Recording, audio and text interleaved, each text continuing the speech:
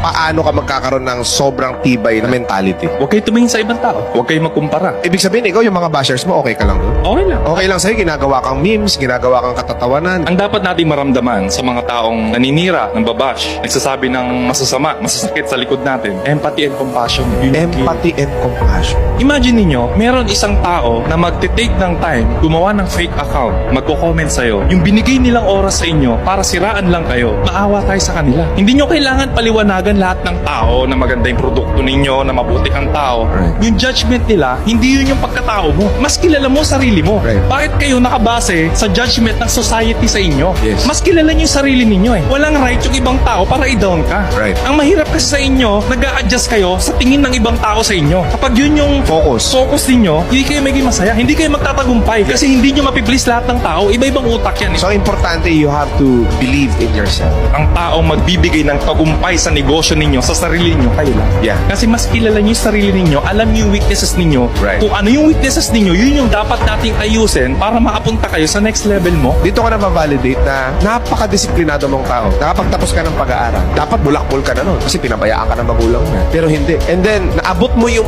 peak pagdating sa fitness. Goal-oriented ka. Ibig sabihin, yun yung dapat na makuha ng tao. Yun yung dapat maintindihan sa'yo. Kapag ka meron kang goal, talagang pinukuha mo. Hindi ka pumapayag na maging mediocre ka lang.